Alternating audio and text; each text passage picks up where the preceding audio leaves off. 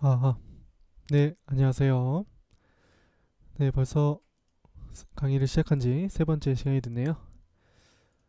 네, 오늘 다룰 주제는 저번 시간에도 말씀드렸듯이 추세란 무엇인가에 대해서 오늘 조금 더 상세하게 한번 이야기를 해보도록 하겠습니다. 이 시장에서 사실 가장 중요한 것 중에 하나죠. 우리가 가장 그 수익을 내기에 가장 좋은 형태라고도 볼 수 있는데 시장에는 추세라는 것이 존재합니다. 이 추세라는 것은 저번 시간에도 간략하게 말씀을 드렸었는데 시장이 한쪽 방향으로 결정해서 움직이게 되면은 예를 들어서 가격이 내려간다, 하락을 한다면 더 하락하려고 하고 오르는 가격은 계속해서 더 오르고 싶어하는 그런 속성을 말합니다. 근데 이 현상은 이 시장 참여자들의 어떤 집단적인 심리에 의해서 만들어지는 것으로서 사람이 투자하는 한 이게 변하기는 조금 힘든 특성이라고 볼 수가 있겠습니다. 그래서 간단하게 상승 추세라고 하는 것은 무엇이냐, 간단하게 그림을 그려볼게요. 상승 추세라는 것이 무엇이냐, 이렇게 우상향하는 것이다. 그런데 저점에서부터 시작해서 상승해서 다시 저점을 만들고 또 상승해서 새로운 고점을 만든 후에 다시 또 새로운 저점을 만듭니다. 여기서 볼 수 있는 특징이 뭐냐? 저점, 그리고 고점, 다시 또 저점, 고점, 저점, 고점, 저점, 이렇게 형성을 하면서 움직이는 것을 추세라고, 상승 추세라고 하는데, 상승 추세의 특징은 바로, 이거 지워졌네요. 상승 추세라는 것은 가장 저점부터 새롭게 만들어지는 고점과 저점들이 점점 더 이전 저점과 고점에 비해서 더 상승한 가격대에서 만들어진다는 겁니다. 그래서 짧게 정리를 하면 고점과 저점이 점차 우상향하는 것이다 라고 정리를 할 수가 있겠습니다. 그래서 이렇게 고점, 저점, 이전 고점보다 더 높게, 이전 저점보다 더 높게, 이전 고점보다 높게, 이전 저점보다 높게. 그래서 이런 것을 상승 추세라고 하고요. 반대로 하락 추세는 마찬가지로 가장 고점에서부터 시작해서 새로운 저점, 처음에 고점보다는 낮은 저점을 만들고 상승해서 처음 고점보다 조금 더 낮은 지점에서 고점을 형성한 후에 다시 내려가서 이전 저점을 갱신하고 다시 또 올라가서 이전 고점보다는 좀 더 낮은 구간에서 새로운 고점을 만들게 됩니다. 그래서 이런 식으로 진행되는 것이 하락 추세다. 그래서 고점과 저점이 점차 우하향한다 라고 정리를 하시면 되겠습니다. 그리고 이 시장에는 추세만 있는 것이 아니죠. 우리가 익히 얘기하는 횡보, 채널, 박스권, 이런 말들이 있는데 통틀어서 비추세라고 부를 수가 있습니다. 비추세, 이렇게 한쪽 방향으로 저점 고점이 우상향 우하향 하는 것이 아니라 저점과 고점이 더 높아지지도 않고 낮아지지도 않는 이런 수평 형태의 어떤 횡보 라는 것이 존재하고요. 근데 뭐 항상 이렇게 깔끔하게 나오는 건 아니죠. 추세도 마찬가지지만 뭐 이런 식으로 저점과 고점이 불균형하게 나오는 경우도 있고 뭐 여러 가지 모양이 있지만 크게 큰 틀로 봤을 때는 비추세다. 이런 것들은 비추세다 라고 볼 수가 있겠습니다. 그래서 시장을 크게 나누면 이제 추세와 비추세로 이제 구분할 수가 있습니다.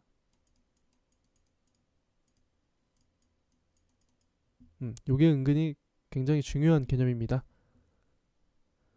그러니까 즉 시장은 추세와 비추세의 반복이라고 볼 수가 있는데 우리는 사실 추세를 좀 더 기다리죠. 한쪽 방향으로 움직이는 크게 움직이는 것을 기다리게 되는데 이 개념에서 봤을 때 중요한 사실을 알 수가 있습니다. 우리가 비추세 구간에서 시장이 좀 답답하게 움직이고 변동성이 거의 없는데 사실 이런 구간이 나타난다는 것은 이 구간 이후에 어디로 진행될지는 모르겠지만 어쨌든 추세가 나올 수 있다 라는 하나의 신호라고 볼 수 있겠죠. 그래서 매수 매도 세력들이 어떤 다음 방향성을 위해서 준비하는 어떤 휴식 기간이라고도 볼 수 있겠습니다. 뭐 주식시장에서는 뭐 매집 기간이라고도 말하고 하죠. 그래서 이렇게 횡보와 비추세와 추세로 시장을 나눠서 볼 수가 있습니다.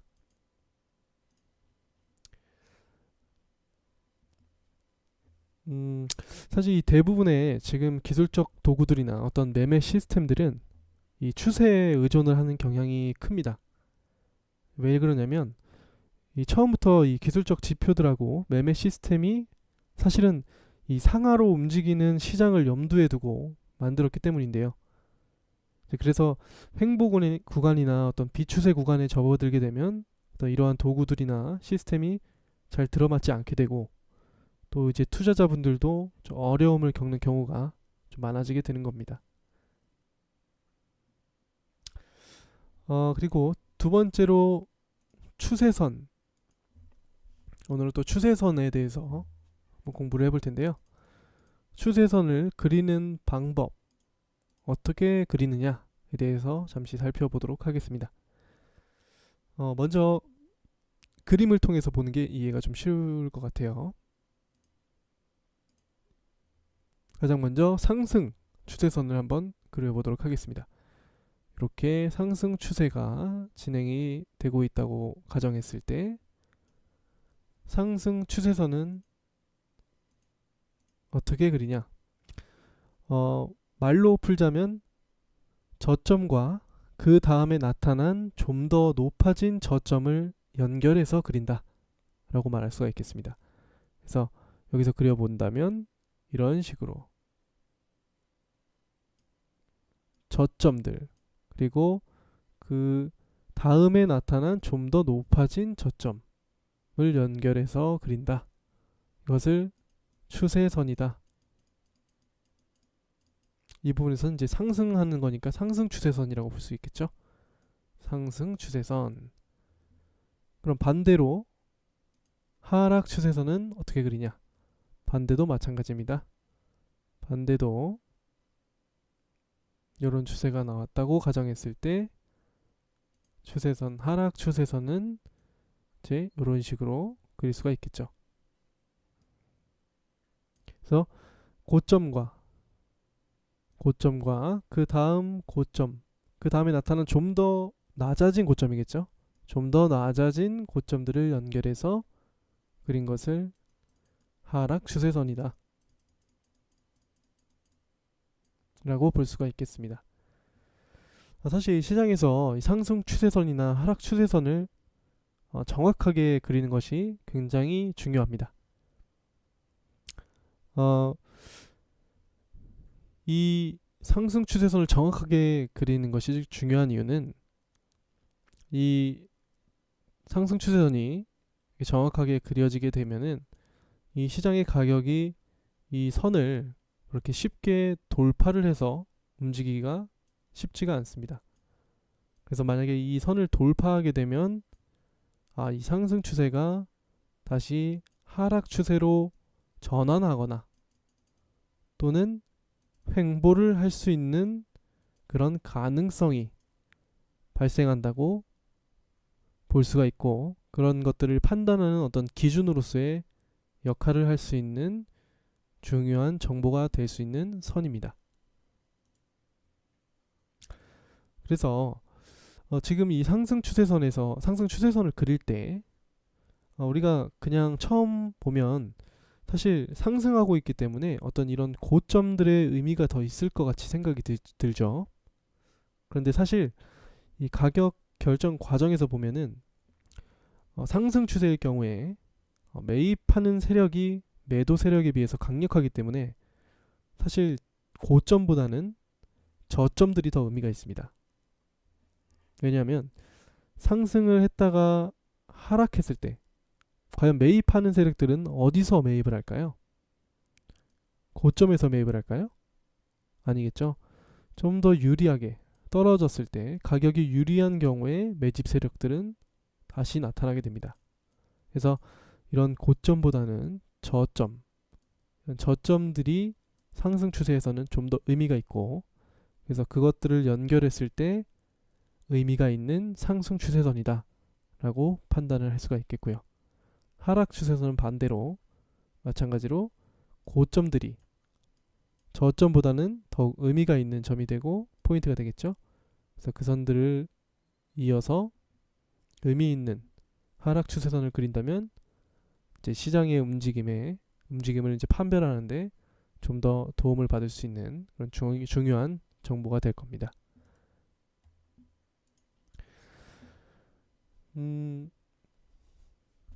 사실 그런데 이런 정확하게 추세선을 그렸다고 해서 이 추세선을 시장이 뭐 돌파해서 새로운 추세 방향이 나오거나 아니면 어떤 새로운 국면으로 조정될 확률이 높아지는 건 사실이지만, 그것이 진짜로 추세가 바뀌는 건지 아니면 뭐 일시적인 돌파 이후에 다시 기존에 가던 방향으로 다시 이어서 갈 것인지, 사실 그것을 당장 판별하기는 좀 굉장히 어렵습니다.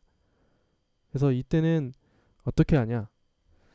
이때는 새로운 추세선을 그려두었다가 이후에 어떤 시장 가격이 어떻게 움직이는지를 관찰해서 기존에 그려두었던 추세선과 새롭게 그려놓은 추세선, 이것들을 비교해서 하나를 선택하는 것이 어떻게 보면 최선의 방법이라고 할 수가 있겠습니다. 그래서 간단하게 한번 우리가 추세선을 시장에 한번 그려볼게요. 여기 하락 추세가 있는데 상승 추세부터 한번 그려보겠습니다. 이 부분에서부터 이제 시장이 이렇게 상승하기 시작했죠. 그래서 이럴 때 우리가 상승 추세선을 한번 그려보자면 저점에서 그 다음보다 좀 더 높아진 저점들을 연결해서 선으로 이어봅니다. 그러면 이런 상승 추세선을 그릴 수가 있을 거예요. 그리고 반대로 하락 추세선을 그려보자면 우리가 고점에서부터 떨어져서 나온 새롭게 형성된 좀 더 높아진 고점들을 연결하게 되면 좀 더 낮아진 지점에서 생겨난 고점들을 이었을 때 이런 하락 추세선을 그을 수가 있을 겁니다. 그래서 제가 아까 말씀드렸었죠. 상승 추세선을 그려놨을 때 시장이 그 상승 추세선을 강력하게 돌파를 하고 그리고 반등을 했을 때 그 상승 추세선이었던 이 선이 오히려 하락 추세의 그 하락 추세선이죠. 저항을 받는 어떤 하락 추세선의 시작이 될 가능성이 높습니다. 그래서 어떻게 보면 이런 부분에서는 상승 추세가 진행되다가 돌파를 하고 다시 상승해서 저항을 받을 수 있는 그런 구간이기 때문에 여기서 이 지점에서 매매를 한다면 매도를 해볼 수 있는 확률이 높은 자리라고 할 수가 있겠죠. 사실 이제 이런 추세선이나 어떤 이런 시장을 판단하는 기준이나 이런 것들은 사실 초보분들이 하기에는 쉽지 않은 영역입니다. 그래서 그리고 또 가장 중요한 것은 우리가 시장이 항상 정확하고 예쁘게 이런 추세선이나 지표들에 정확하게 맞아 떨어지면서 움직이진 않는다는 사실은 이미 다 알고 계실 거예요. 그래서 가장 중요한 것은 제가 저번 첫 시간에도 말씀드렸지만 가장 높은 확률, 가장 잘 맞는 것들을 내 기법으로 만들고 그것을 통계 검증을 통해서 꾸준하게 검증하고 수정하면서 그 수익을 낼 수 있는 확률을 꾸준히 이어가거나 아니면 더 높여가거나 하는 어떤 그런 노력이 필요하다고 말씀을 드렸었습니다. 그래서 무엇이든지 가장 자기 것으로 만드는 것이 가장 중요하다고 말할 수 있고요. 오늘 배운 내용을 요약을 해서 정리를 해드리자면 이제 시장은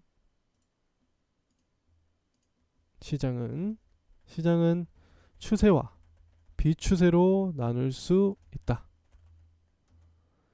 그리고 추세선을 통해서 추세의 진행과 또 추세의 전환을 판별하는데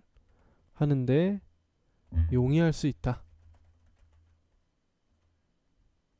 그런데 여기서 또 중요한 게 있죠. 하지만 이러한 추세선이나 어떤 지표들은 추세와 추세 전환을 판단하는 기준으로서 절대적인 것은 아니다. 이것 또한 중요합니다. 그래서 가장 중요한 것은 자신의 어떤 경험, 통계, 꾸준한 수정을 통해서 자기 것으로 만들어야 한다. 이 부분이 이제 가장 오늘 강의의 핵심 포인트라고 할 수가 있겠습니다. 그래서 시장을 보시면서 추세선도 많이 그려보세요. 이렇게도 그려보고 저렇게도 그려보고 많이 그리시다 보면 어떤 게 좀 더 신뢰도가 있고 확률이 높은 추세선이구나 라는 것들을 이제 자기 것으로 만들 수 있는 그 날이 올 겁니다. 네, 오늘은 추세란 무엇이고 또 추세선은 어떻게 그리는지 또 추세선을 통해서 우리가 시장을 어떻게 바라볼 수 있는지에 대해서 어떤 전문적인 수준까지는 아니지만 그래도 기초적인 부분에 대해서 한번 이야기를 해봤습니다. 오늘 내용이 도움이 되셨다면 구독과 좋아요 한 번씩 눌러주시고요. 우리가 다음 시간에는 공부할 것은 우리가 익히 많이 들어서 알고 있는 이동평균선이 무엇이냐에 대해서 한번 알아보도록 하겠습니다. 그럼 다음 시간까지 안녕히 계세요. 수고하셨습니다.